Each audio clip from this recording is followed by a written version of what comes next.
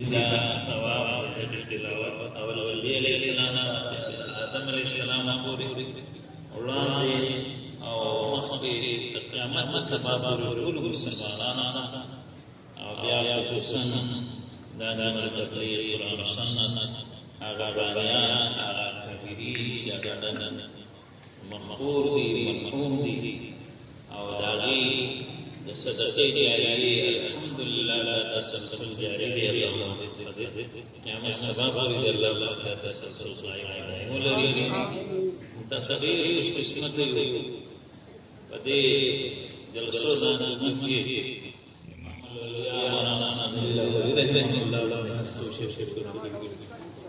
الحمدلله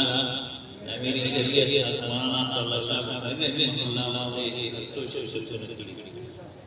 او دانګي د خطیب اسلام او قرآن حدیث انا سجابه رحمه الله هستو شرکتونه کړې دي او بیا د محترم جوړنا حضرت مولانا شاه الحدیث رحمه الله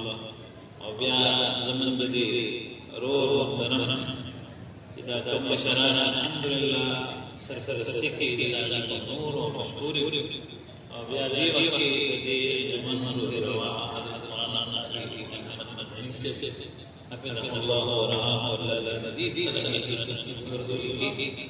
الله دې د دې نه یا سعادت نصیب ګرځولي زمون محترم منتصدیر اس قسمت یو الله پاک دې نعمتونه راغلي دا الله پاک نعمتونه الله پاک خپل ذکر کړي بشمیر تعذر نعمت الله لا تحصى بلکې د یو نعمت سره څونه نعمتونه تعلق لري د شمار نه بهر دي الله پاک په خپل بشمیر نعمتونو کې صرف یو نعمت په موږ باندې ځاتنه دي احسان را باندې دي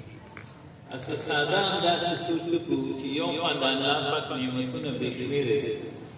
بل طرف الله پاک فرمایي چې یو نعمت